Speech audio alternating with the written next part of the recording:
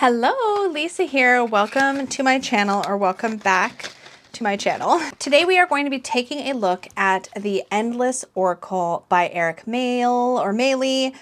It's so embarrassing that I keep forgetting to ask this man how to pronounce his name. I'm sorry, Eric. I apologize. Can you just email me if you see this? Just message me and tell me if I've been saying your name right. I want to say Mayle, but now I don't know if that's right. I'm going to light some incense. We're going to chat about it. But before we do, a little bit about me in case you're new here. My name is Lisa. I am a tarot, divination, etc. content creator here on YouTube, but I am also a tarot deck creator myself, as well as an author. So if you are new to my work, I would like to quickly tell you about it so you can check it out for yourself if you are so inclined. I have created the Unicorn's Journey Tarot. This was my flagship deck that I created. It's currently available in a standard size and a mini, and it's super sweet. The mini, I do not currently have plans to restock. I still have lots of stock left, but if you are interested in the mini, just keep that in mind that this will probably not come out for a reprint.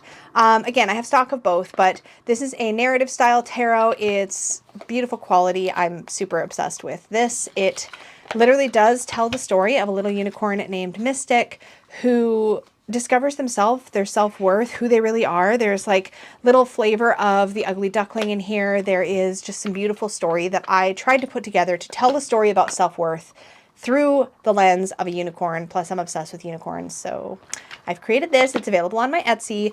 Most excitingly though, the deck that I created with my wife, Peggy, this is really her personality in a deck, which is why it says it's by Peggy Papez. I supervised. See, it says I supervised right there.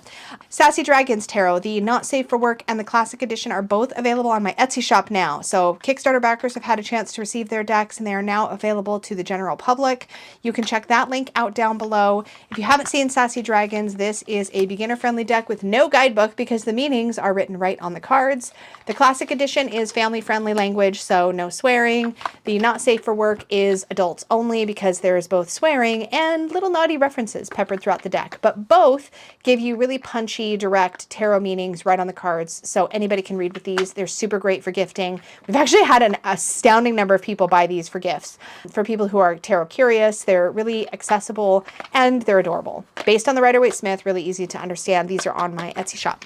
And as far as books go, I have 3. The first is a sweet little children's book that is based on my deck, Unicorn's Journey Tarot, but there is no tarot references anywhere in here, so this is age appropriate. It does basically tell Mystic's story from the Fool Through the World card. Now, Mystic's story in this deck, this is Mystic. Mystic's story does continue all the way through the minor arcana in the tarot deck, but this is just the major arcana portion of their story, which I would venture to say is the flavors of the Ugly Duckling style story is what you will find here. For lack of that's the punchline, right? Discovering one's own worth and who they really are is sort of the punchline, but you also get some beautiful illustrations from the tarot. Again, no mention of tarot in here, but this is on my Etsy.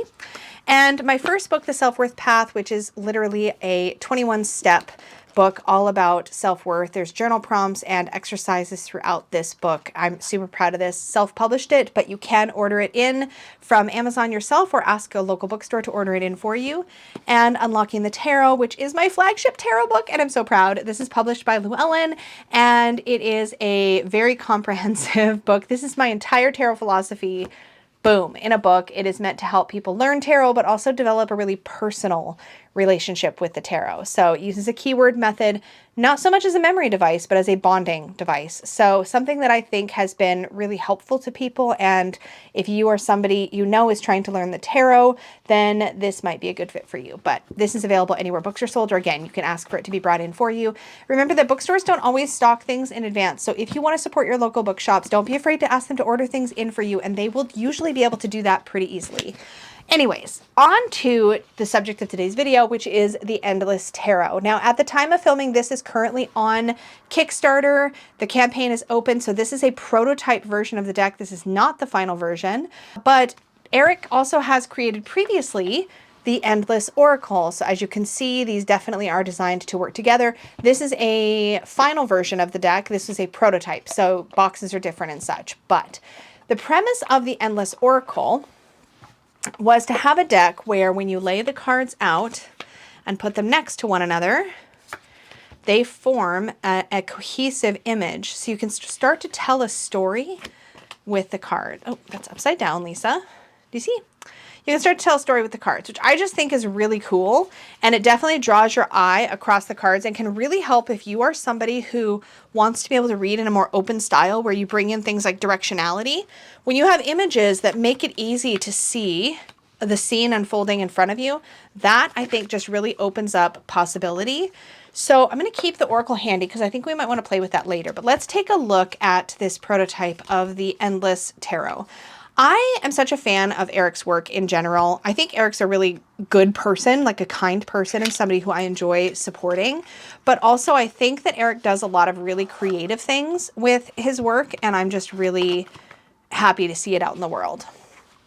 So obviously the Endless Tarot is going to have a pretty similar backing. So it looks like it's kind of a similar idea, but with darker, like, so it's like the colors have been reversed here. They both have that sort of denim-y blue color. This is the Oracle, this is the Tarot, but this has the black and this has the white, like, plant designs in it.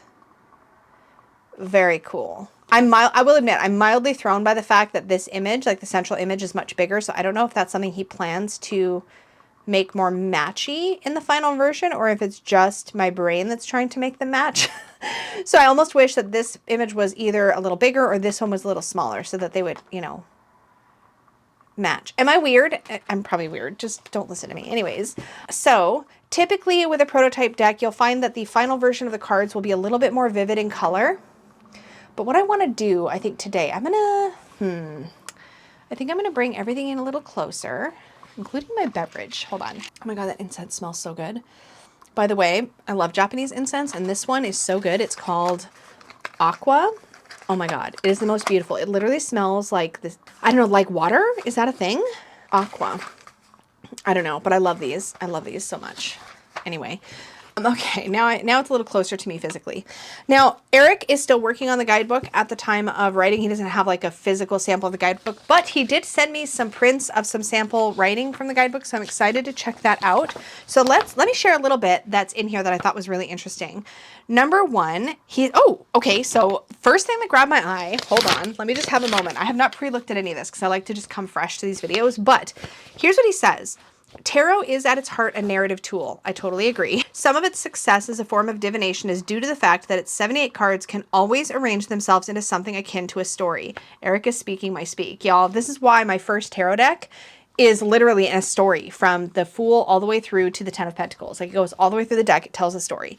Anyways, many tarot readers are familiar with the idea of the Fool's Journey, which is the sort of archetypal name for that story of the Fool through the World card, something that I used in, again, Unicorn Journey Tarot. I can't, I'm a nerd about this stuff, y'all. I swear I'm not trying to make it about my stuff. It reminds me of my stuff.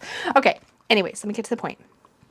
Let's see. Okay, so many tarot readers are familiar with the idea of a fool's journey, and indeed this narrative interpretation of the traditional tarot's first 22 cards is a method that many new readers use to familiarize themselves with the meanings of the major arcana.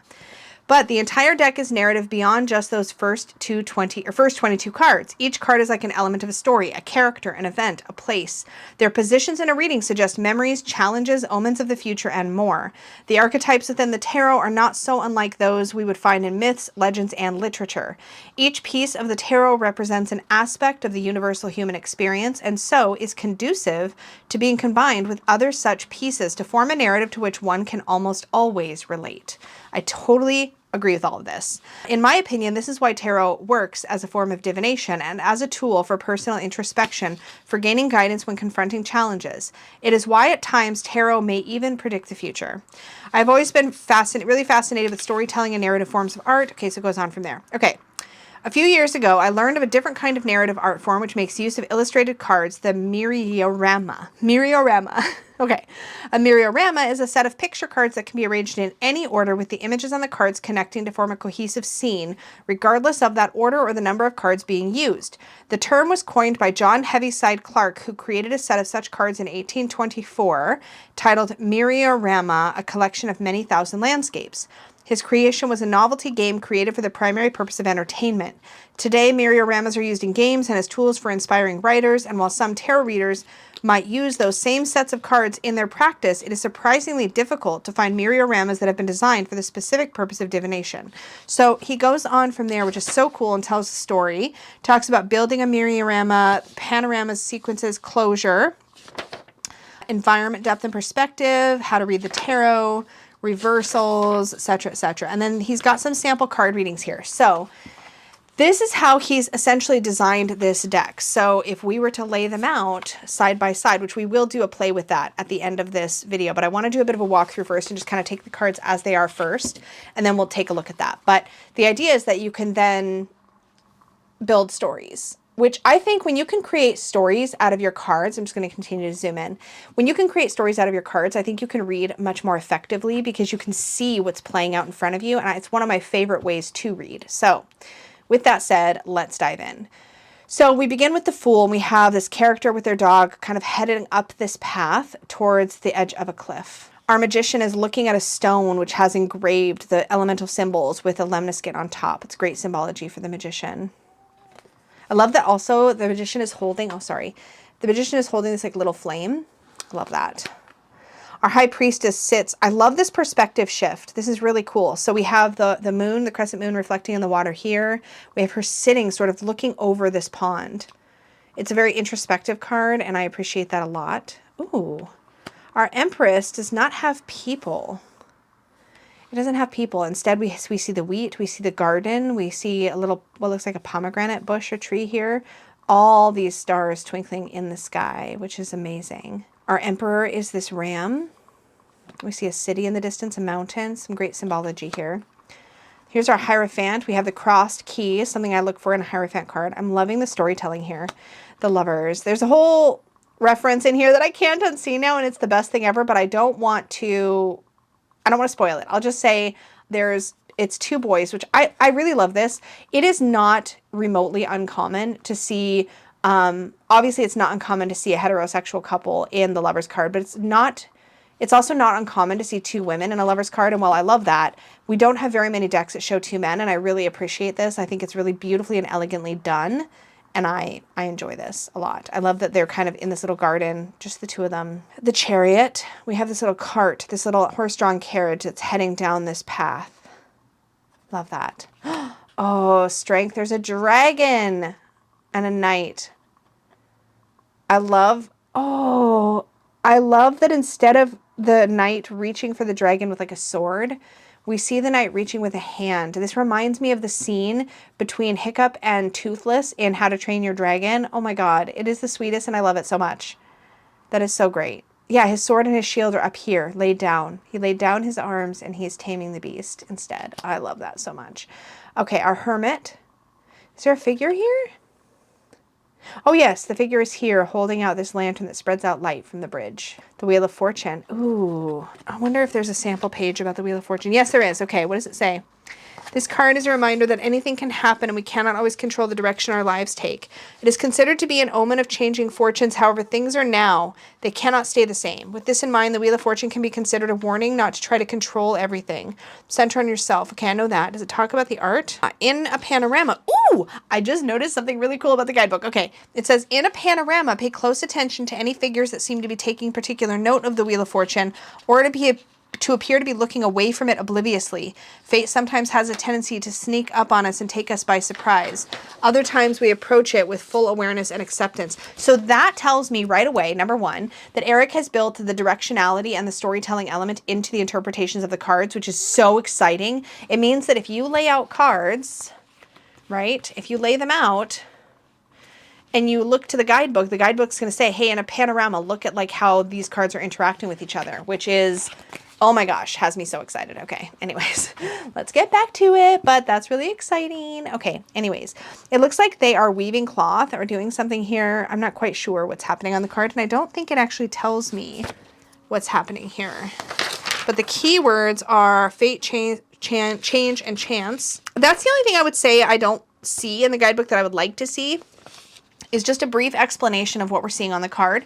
It only needs to be a sentence or two, but just something that will tell us, like, here we see some figures weaving, or here we see a knight who has tamed a dragon. It's useful because not everybody will be able to immediately hone in on the details of the cards. So for example, where I spotted right away, where's our strength card? Where I spotted right away that his sword wasn't there. At first glance, if you're not looking closely and you're just laying cards, you might not spot that detail. And some people are naturally good at spotting those details, and some people really have to work for it or just miss them entirely. And so I think a little line or two in the guidebook about that, not me making personal requests of your guidebook, Eric, you do you, but like, that's something I do enjoy seeing in guidebooks, is just a quick little reference to what we're seeing in the art. I think that can be really helpful. Anyway. Onwards. Justice. Oh, we have what looks like an assembly. I love that we have this like big stone figure, and there's almost like a figure here presiding over. I really like that. Oh, the Hanged Man. We have the chrysalis, like the butterfly in the cocoon. Perfect. I've used this analogy before for the Hanged Man, and I love it. Death. We see somebody visiting a cemetery, I think. Or is it like a ruins? Maybe tending graves? Yeah, it looks like somebody's tending the cemetery. Here's somebody with a basket. You get the idea that they're going through and taking care of these graves. In Temperance, we see a water wheel. We see a waterfall. So that water is being used to move this water wheel. I forget what those are called. Is it literally called the water wheel? Anyways, and make grain from that. So we have the tempering of that wild water through this water wheel. That's cool. The Devil. Ooh. We see sort of a faceless figure who has this, like, these big wings. There's this element of, there's a fantasy vibe to this deck for sure. The Tower, we see lightning hitting a tower. Love that. Also, are these bats in the foreground and some animals running away? Cool. Oh, Eric does love unicorns. Look, there's I gave Eric so much shit in my walkthrough of the Ink Witch Tarot, which is another deck by Eric. If you haven't seen it, check it out. I've definitely shown it on the channel. But there's unicorns with the bad things are happening. And I was like, hello, Eric, who hurt you? So it's really sweet to see a unicorn just by itself being beautiful and happy in the star card. That makes my heart happy. Okay, thanks, Eric. I appreciate the unicorn card. Okay, the moon is gorgeous. I love the shadows. I love the path leading toward the water here. The sun. So we don't have a naked baby on a horse, which I know lots of people will like, but we do have somebody here who looks like they're riding on the back of a, y'all, is it a stag? Is it a reindeer? I don't know. It's some sort of antlered creature. Somebody's going to be making fun of me already for this because my animal identification is terrible. But I love the sunrise in the distance, kind of casting light on the situation, sort of illuminating the path ahead. So we have the shadowed path behind, which of course the moon is the shadowed path, right? So we kind of have the shadowed path behind, and then the path brightens. So if we imagine this is the path and it's snaking around, the path is now illuminated with the sun. Oh, I'm so excited to lay these out in a panorama. Judgment, even more light. Even more light. And this looks like a phoenix card. Okay, I'm seeing a phoenix. It could be like a peacock or something else, but it's definitely, there's a bird here that is like leading this person up the stairs. So there's this element of stepping up into the light, which is such a powerful metaphor for judgment. And the world is a portal. Enough said. I actually have judgment. Look at this. I actually have judgment. I can't not, you guys. I just can't. Okay. But like in UJT, I literally, you'll see why I like this. Okay, so in Mystic's story, Mystic actually, there's a portal in Judgment, and they step through the portal in the world. So we see the portal here, and we also see the portal behind them in the world card. So my unicorn literally goes through a portal from Judgment to the world, and I love that there's like something kind of, it's not the same, but it's something kind of similar in vibe in this deck. Just makes me really happy. Okay, anyways. Enough about that. And now we're into the suits. So this is where it's really going to be interesting for me, because those of you who've been watching my channel know that I'm not always great with monochromatic decks. Now, this isn't monochromatic. It is limited color palette, right? We have a really stripped back, lots of this denim blue. But with that being said, the fact that it's forming these Myrioramas or panoramas or however you want to call that, it's different, right? You need to have a cohesive color story so that they create these seamless images, and then you have light to sort of work with. So the one thing that I feel like will be difficult in this deck is being able to tell what suit you're in, because there's definitely no obvious real color shifts. Oh, wait, maybe we see some red? Nah, just a little bit. There's a little bit of red, popping in. There's a little teeny bit of color that pops in through the suits, but not in a way where like you can immediately go, okay, there's lots of Wands card in this reading. There's lots of this, lots of that. But again, I don't think I'm going to be using this deck that way. So we'll see. All right. So anyway, here we have the Ace of Wands. We have this like kind of, it looks like a torch that is burning and sending its smoke up into the air here. Like it could be discovered. There's like an archway leading into it. There's a sacredness to it. That's very cool. The Two of Wands. There's a map on the table. There's definitely planning happening. Two people coming together. So there could be also partnerships. Some people read their Two of Wands as like collaborations and partnerships. The Three of Wands. We see the ships coming toward the shore. Four of Wands. Look, it's like people are arriving and they're greeting each other, maybe for some sort of celebration or gathering. The Five of Wands. Now, this is typically a competitive type of card. This one's a little ambiguous for me, I gotta admit. I would prefer to see something a little more obvious for what's happening here. If you hear a dog snoring, that's my dog. She's literally napping beside me. Okay. The Six of Wands is normally a card of accolades and recognition. Here, again, it's kind of, we're missing people in the card, but we do see the laurel wreath. We see the staff set up almost as if somebody has come through here. The emptiness could be an invitation to see yourself in this image. In the Seven of Wands, this almost looks like, so a lot of times in the Seven of Wands, we're seeing somebody kind of being a bit outnumbered and sort of holding their ground against whatever they're outnumbered against, right? But here it almost looks like they're giving some sort of rousing speech and getting everybody roused up with them. A little bit more inspiring, something I'd expect to see maybe in the King of Wands. Now, it could be meant to be that this person is sort of holding their ground and these characters are coming at them. I don't think I have Wands cards in my sample guidebook, so I'm not sure what Eric's take on that is, but obviously you can read it whatever way makes sense to you at the time. Oh, this is another really interesting one because, again, Eight of Wands to me are speed and momentum and things building up. Now, here, with all these candles lit and all, like, sort of dripping wax and, like, we're well established, I can read this for sure. It definitely takes a more numerological bend, I think, than leaning more into that traditional Rider-Waite-Smith speed concept. Oh, I like this Nine of Wands with everybody lined up on this bridge. Looks like one person is at one end trying to hold their own. I love the cat in the foreground. I can't wait to see how these feel in groupings because I don't think this is the kind of deck that you'd be really intended to pull a single card and have that be enough. I think it could be, but it feels like it's meant to be read in groupings and it's just, I'm itching to do that. Anyway, Ten of Wands, we do have our bundle or our bird in here. Page of Wands, this little salamander, that works cute. Knight, love our knight, classic. Our queen, okay, Khaleesi. I don't know, I just got Mother of Dragons vibes, but these are probably birds. My immediate brain was like little baby dragons. There's a snake, there's a black cat, there's a squirrel. There's definitely this, she's the queen of her domain coming through here. And then the King of Wands, ooh, this like antlered king. So much fantasy novel vibes from this. Okay, now we're into the cup suit. This is where I get real opinionated because that's my favorite suit. But so far, I really like this. The Ace of Cups is great with the overflowing water here, like a fountain. I love this. This looks really, like, inviting. The Two of Cups with the two birds at the bird bath, that really works for me, too. The Three of Cups. Okay, they're together. This Four of Cups is everything. I love the little paper boats. I love the swan and the willow, like, sort of weeping and hanging over the water. Oh, I love that there's water present, except in the Five of Cups, we have this dry, barren fountain. And it looks like it's in the middle of a cemetery. Yeah, that makes so much sense. Then the Six of Cups, we have older children and younger children. It looks like they're picking flowers. The Seven of Cups, we have, it's giving me genie vibes, like going to see some sort of, like, someone's promising all of these, like, ethereal, like, wishes or something. Yeah, I feel like this has totally got fantasy realm vibes, and I'm here for it. The Eight of Cups, leaving all these cups, like, in the water. Cups, bowls. Okay, I'm not mad at the Nine of Cups. Our cat has captured their little fish. I think that's adorable. That's such a great way to show wishes come true in that card. That's super cute. And it's not just a dude with a bunch of wine, so I'm happy. Love that we still get our rainbow and the Ten of Cups and our little family down here. Really, truly, these are very zoomed out. They're not so, like, you're not so up close with the characters. Page of Cups with the little fish is cute. Oh, the Knight of Cups is not mounted on his horse. Interesting. Our Queen of Cups is a mermaid. I'm about it. And then our King of Cups. Okay, now we're into the swords. I'm just going to keep picking up the cards. I apologize if that bugs anybody.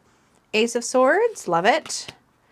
Two of Swords. Okay, we see a forking path. Love that. And this figure. So we've got this person coming up to this forking path, but it's like they have to pass by this almost guardian. Interesting. Three of Swords. The obstacle on the path. The path is feeling really like, I feel like this whole deck is like a walk through this land and what you encounter along the way. And so I'm kind of picturing like the path that runs between all these cards and like what that means for where you're at, which could be really interesting. We'll see again when we practice reading with it. But wait, did I comment on this? Oh yeah, this is normally a card of rest. We have the Five of Swords. Oh, somebody's getting ready. There's an ambush. It's an ambush. Six of Swords. Moving on. Seven of Swords. It's so interesting to me. I feel like this card and this card should almost be reversed.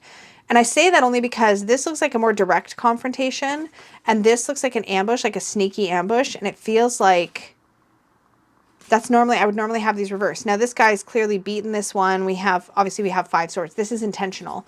It's just where my brain goes when I'm looking at that. But he's definitely swiped some swords here. Eight of Swords. The Scarecrow works here. Nine of Swords. The Rabbit, because of course we have anxiety and fear in this card. And then the Ten of Swords, this is just shattered sword. Like you're not repairing that. Then we have our Page, the little butterfly. Our Knight. Love that. Queen and King. This character literally looks like they have an owl face. That's so interesting. Okay, and then that brings us to the Earth suit. We have the Ace of Pentacles. And it's interesting when we look at the aces. Actually, hold on. We'll come back to this. But I want to just show you the aces real quick. So that's the Ace of Pentacles. Where's our Ace of Wands? There's our Ace of Wands. There's our Ace of Cups. And there's our Ace of Swords. Okay. Because all of these feature this idea that you've like stumbled into some sort of clearing, like an opening. So like if you're wandering through like the dark woods, right? It's like each one of these sort of looks like a pause in the journey, a place to pull over, if that makes sense. Like if you were driving, then you would be pulling over. Why did I feel like my camera's crooked? Anyway, so like there's this like kind of doorway element, doorway. And then the cups has this, almost like this doorway like right here, or like you could even see it's going here into the pond. But they feel like little escapes, like little places you can go. So interesting.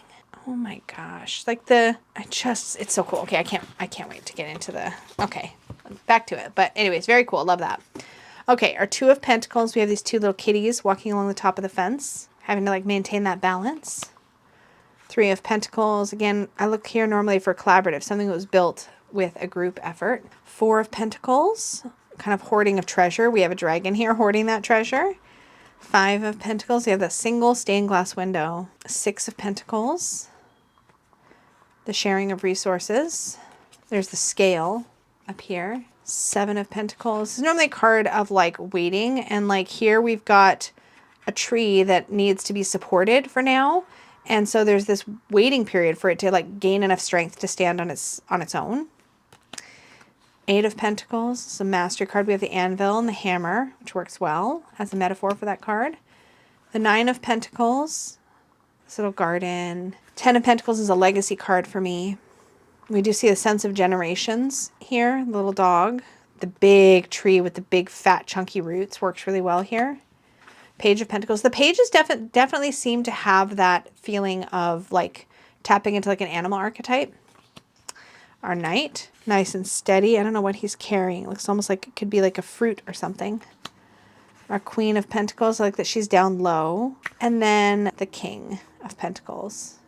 Is that an orc? It looks like an orc. Okay. All right. Let me zoom back out a bit. Okay. We are going to shuffle the heck out of this. So this isn't the final cardstock, I don't think, but comparing it to my copy of Endless Oracle, it feels pretty similar. So I don't think it's going to change too much between this and the final production version of the deck. But let's just give her a shuffle. Okay. And I want to play with it by itself, but then also incorporating the Endless Oracle in, because actually I'm curious. Let me just pull two cards randomly and pull an Oracle card to go in between. Yeah. So the scenes line up with the oracle as well. So you can mix and match. Oh, that's going to be so cool. Okay. Anyways, I got to shuffle some more. So this is like a classic smooth finish playing card style stock. It's not linen, but it's going to shuffle real nice and easy, which is good for my poor hand that is still recovering from an injury from December. So I definitely appreciate the easy to shuffle cardstock. And it's that semi-gloss finish, right? It's not shiny, shiny, but it's also not matte. It's like somewhere in between. It's sort of a classic card finish. Okay, I'm probably shuffled well enough. All right, so let's just try a couple 3-card just to see how they feel energetically to work with a 3. Little 3-card Myrioramas, because I feel like that's how I'm going to typically want to work with this. So let's just pull it. All right, so we have the Star, the King of Pentacles, and the Devil. So we're going to look at the guidebook and just see what our directionality, like the inner panorama. So the Star says, in a panorama, remember that the Star is a card of peace and optimism. If figures in your reading appear to be ignoring it, it may indicate a lack of awareness regarding some positive aspect of a situation. If they move toward the Star, it could suggest that you're approaching the light at the end of a tunnel. Examine any obstacles that may seem to lie between you and the Star, as well as any helpful allies that are waiting for you nearby. And then for the Devil, which is on the other side of our King of Pentacles, it says, in a panorama, the 2 small figures depicted near the bottom left of the Devil card may appear even smaller. As yourself, if the Devil card appears disjointed by the rest of your reading, as a result, thrown out of perspective. Ask yourself if the Devil card appears disjointed by the rest of your reading, as a result, thrown out of perspective. I don't understand that. Perhaps this indicates an imbalance with the way you embrace the material world. You may also find figures in other cards who might seem to have made their way to the Devil or are leaving it behind. Oh, I see. Okay. So let me just think about this for a second. So we have our King of Pentacles in the center, and to one side the Star, and to the other side the Devil. And he's got 2 counselors up near him. It almost is giving me the feeling like one of them is offering him perhaps some really good advice, and one of them offering him some toxic advice. And so his wisdom is going to need to be in discernment, and taking the advice is going to lead him toward the Star and away from the Devil. That's just like the first thing that hops out into my mind from this particular panorama. So let's do something a little different. Okay, here's what I'm going to do. I'm going to shuffle the Star. I mean, not the Star. I'm going to shuffle the Oracle deck, the Endless Oracle, and put 1 Oracle card here. We have the Herald, and 1 beneath. We have the Mystic. Okay, and let me grab my guidebook. Oops. Ow. Ouch. Okay. So the Herald, it says, is announcements, arrivals, new messages, and warnings, or maybe calling out to somebody. And the Mystic is wisdom and scholarship, mentor, student, academia, mysticism, etc. Okay, so I just wanted to kind of have an idea of their spots. And then I'm going to go ahead and place, I'm going to make some more room here. I'm going to place 2 cards to either side and see what jumps out at me. I also feel like these decks work really well to cast dice over the top of. I'm just saying.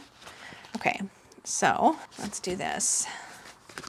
All right, so I'm going to go out from the center. So I'm going to go 1 there and 1 there. And then 1 there, and 1 there. And then I'm going to do the same thing down here. So left, right, left, right. So what I have is 2 rows of 5 cards each with the oracles in the center. So it does create seamless. I legit think, like, if I could just shuffle all of this together, I would be super tempted to do that. I'm super tempted to do that. We might play with that next. Okay, anyways. Okay, so let's take a look at what we've got going. So the Herald is facing this way and calling out to the 2 of Pentacles and the King of Wands. It looks to me almost like the Herald is calling the King of Wands and is like, hey, like, I need you here. And these 2 cats, which are kind of stuck in the middle of this, are like, oh, shoot, something's going down. We're going to need to get out of the way. So depending on how that like plays out in a reading or what the question was, I might be like, okay, there's some big events happening around you. There's like this big event happening, and you're either the King of Wands being called, in which case you need to watch out for things that could get, if you're too quick to come running, right? You might create some damage along the way. So don't be in a big rush, be mindful, move mindfully. Or if you're the cats in the scenario, you might need to like get out of the way, right? So what's going to happen when you accept the Herald's call? Because this is going to be like, okay, this is the trajectory of the reading. Well, we're going to move into a position of basically having a boon, like some sort of bonus. Like if I'm looking at this with the Nine of Pentacles here, my thinking is it's almost like the net result of this, sorry, I have to adjust my camera. It's almost like the net result of this is having a sense of greater security, like material security. But coming with that is going to be some worry, perhaps even some lessons learned the hard way. Again, I think how you answer the call is going to be more important than determining whether or not. It's almost like it's going to be unavoidable. Like you're going to have to move in that direction. The question is, can you move mindfully so you can maybe avoid having to learn any lessons the hard way? The Three of Swords here at the end. Let's look at this bottom half though. We have the Ace of Pentacles, followed by the Empress, and we have the Mystic in the center. Then we have Page of Cups and the Hermit. This is almost like a more introspective. It's almost like this is what's happening, and this is sort of the internal process that's lying underneath all of that. So like what is the sort of internal journey? If this is the external journey and this is the internal journey, what do we learn about that? Well, that call, we have the Ace of Pentacles. So the King of Wands, who I'm going to say is going to be like sort of significant as the main character in the reading. They seem to be jumping out at me as the main character. The King of Wands is like, yes, this call is going to mean an opportunity for me. So I just need to move in that direction and nurture. Here we have the Empress, and sort of grow and nurture whatever the idea is along the way. The Mystic is a reminder to really use knowledge and wisdom to answer the call, but to be mindful, to be smart about it, right? To go about it in a way where we're using wisdom of past experiences to inform how we move forward. The Page of Cups and the Hermit are kind of like reminders to hold on to joy in the process. Like don't sacrifice that just to tick a box off and say, okay, I've done this thing. And then the Hermit, this internal, it's almost like make sure you're tending to that deep wisdom as you go through. That Three of Swords though, even if we experience this like lesson learned the hard way, there's still an opportunity for growth in the process. So this kind of feels like to me a reminder that there's not a lot of downside to saying yes to the Herald in the first place. It feels almost like accepting this opportunity and moving in this direction is an opportunity for growth and learning no matter how it shakes out. Three of Swords says it might end not the way that like is ideal, but even in that case, we have the Hermit underneath supporting and going, yeah, but you're still going to learn and grow. Like you're still going to expand and grow as a part of the process. Kind of reminds me of like starting a new business and this idea that like you really feel this calling, but it might lead to something financially successful, or it might end up in a bit of a failure. But even in that failure, there's opportunity for a win, like an internal win. That's kind of how I'd interpret this. Okay, so I'm going to see if I can shuffle the two decks together because I'm apparently crazy and I just want to see what happens. So I'm going to sort of split the two roughly in half, like so. And I'm going to give them a little start. And then I'm going to shuffle each one individually, and then I'm going to shuffle them together if I can manage it. I think with this cardstock, I should be able to manage it. And then I just want to lay out like, I don't know, 4 or 5 cards in a row and just see what happens. Because I just feel like with them both working so well to create these panoramas, like why not?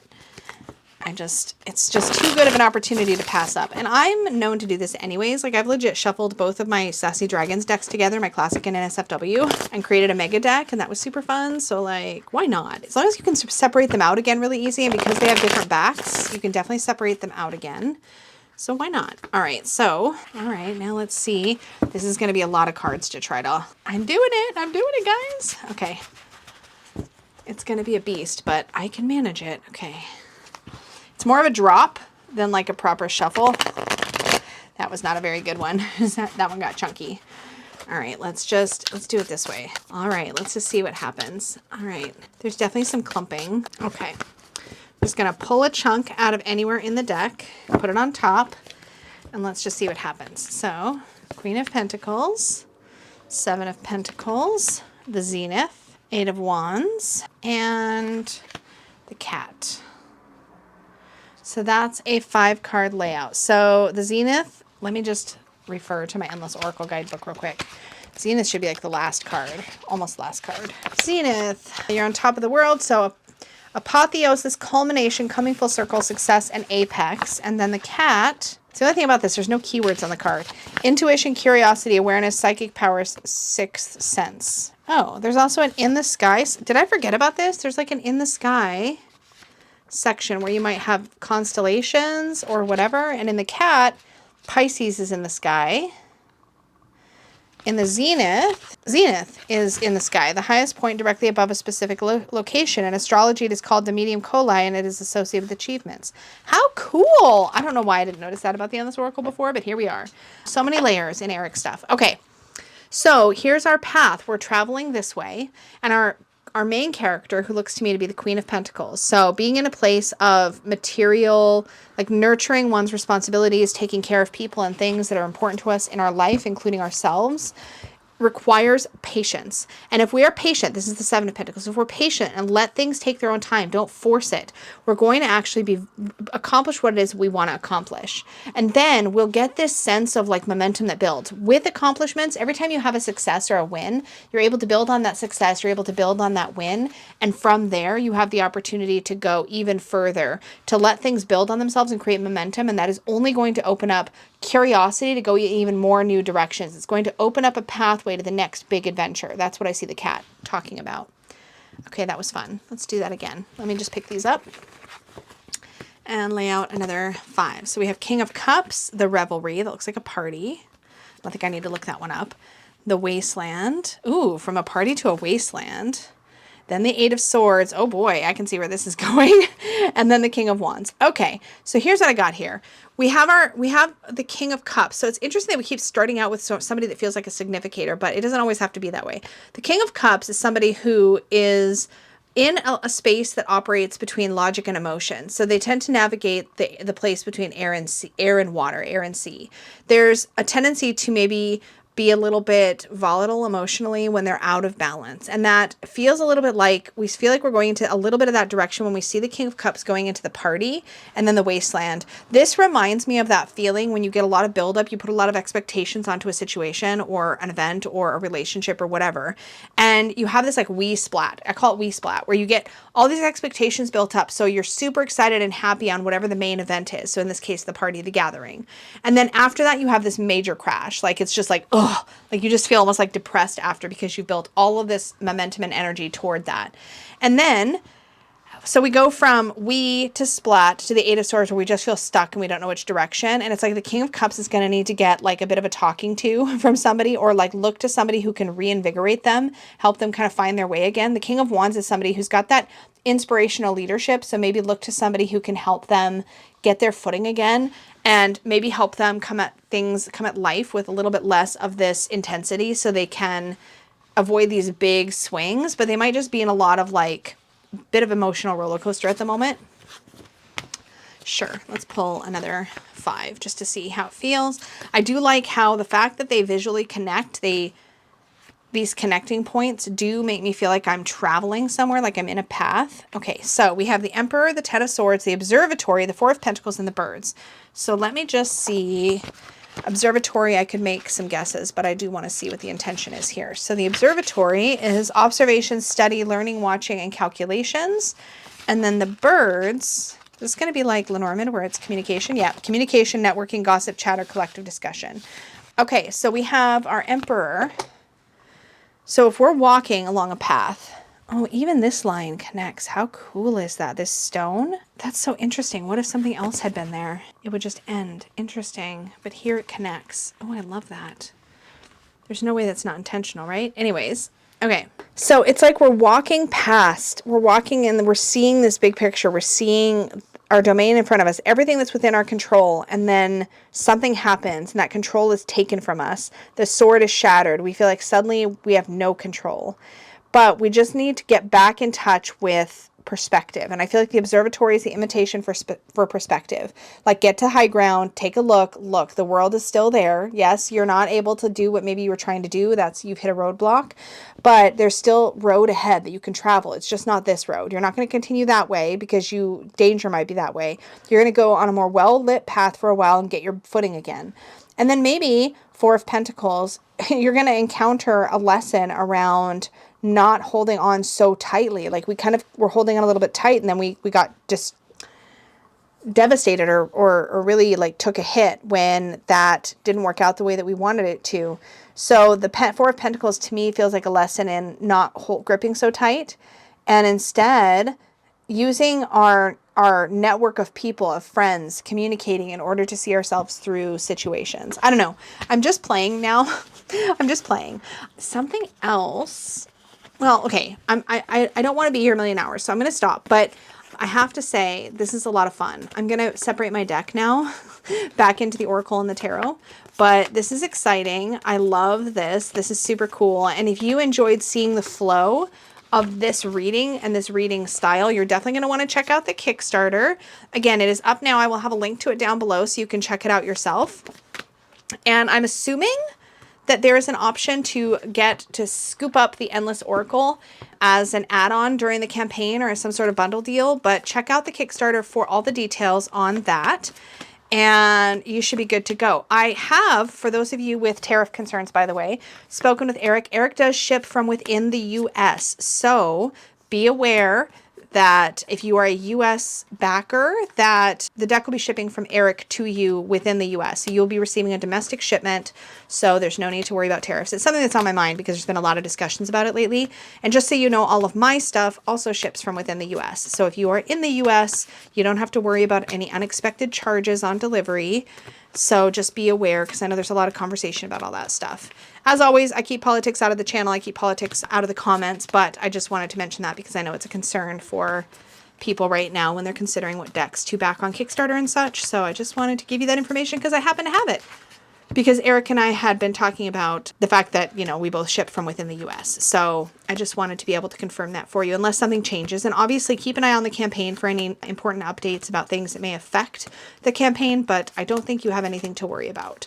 So I will have that link down below. I'm just babbling while I separate the deck. See, that didn't take hardly any time at all because of the different backings. So don't worry about the box. This is a prototype, so that is why it is in a tuck box, but you can tell from Eric's previous deck, the Endless Oracle, this one came in a magnetic wraparound box. So I would assume you could expect something similar. Now this may be a stretch goal. I don't know if like the base deck comes in a tuck box and he needs to hit a certain funding level in order to offer the magnetic wraparound, but I thought that was worth pointing out. I've had the Endless Oracle for a while. It's been really fun to play with, but I have to admit I've been kind of waiting because I knew the Endless Tarot was in process. Like I knew he was working on this, and so I've been kind of waiting to see this come out before I really got into doing a lot of work with Endless Oracle, but I love this. If you like Eric's art style, do check out his other work. He has, as I mentioned, obviously the Endless Oracle, but he also has a Lenormand deck called the Paper. I think it's called the Paper Oracle. Look at this. Like everything just goes so beautifully together, all of his things. Look how pretty. Look how pretty this is. And look, instead of a man and woman, you have the masculine and the feminine, which I love. Oh, so much. So you have that little Lenormand deck, which does come with a guidebook. Eric, of course, also has the Inkwitch Tarot, which I mentioned. And you can see there's a through line to all of Eric's products in the backings and such. This is such a great tarot deck. It's got lighter colors than the Endless Tarot. Eric also collaborated on the Apothecary Spirits Oracle. I recently did a video where I went through this whole thing and added keywords onto the artwork of my copy. Love, love, love, love, love. And probably my favorite thing that Eric has ever created, which I actually got to contribute to, is the True Sight Oracle. This is actually a Dungeons and Dragons themed Oracle deck. I actually just got my final version. I had a prototype before, which I kept in this bag. Oh my God. I have used this so much. So this is my little prototype in this like fun patchwork Peggy bag. I love this deck so much. Anyways, it is all based on D&D themes, and it makes me really happy. I love to cast dice over this. So this is my little prototype, but I just got the final copy in, and it's on such nice cardstock. Oh my God. It's got like a matte lamination feel, and it's so adorable. Anyway, so it's all based. Mine's still in order. I'm going to show this again in a recent deck roundup, but I just, oh, it's so great. It's so great. I'll probably also show this in my next recent deck roundup. I just couldn't wait to get into it. So anyways, so great. And I got to contribute some spreads as well as some other fabulous people. So the guidebook came in, and I don't want to give it all away, but I will say there is an adventuring party, a past, present, future, and adventuring party spread by Eric. There is a stat grind spread by Logan Townsend, who's the creator of the Black Salt Oracle. There's a campsite spread by Logan also. Then I created a chaos magic spread, which I had to because I love chaos so much in games. A true strike spread, which is based on, it's like an arrow. And a death saves spread, because why the heck not? And then Dawn Michelle created a boss fight spread, which is super fun. A campaign spread, which is awesome. These are not like just like super basic spreads either. I freaking am so excited to have the final version of this. Anyways, I'll show this as well in my recent deck roundup, but this is probably my favorite thing. But like, I have quite the collection of Eric items now, of Eric decks, and I am such a fan. But I think Eric's really creative in what he creates, and you know, I know that's awkward wording. He's creative in what he creates, but I think he's creative in his projects.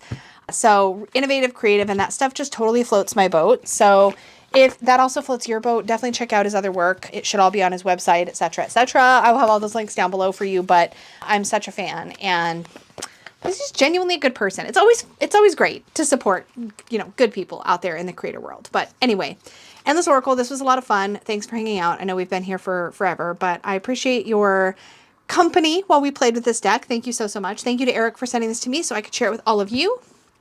And definitely go check out the Kickstarter campaign and throw your support out there where you can. It is tough out there right now for indie creators. There's a lot of worry with tariffs and things, so do support the ones that you are comfortable supporting. I think it really does make a difference. And as always, extra big thank you goes out to my Unicorn Fam channel members. Thank you so much for your support of the channel.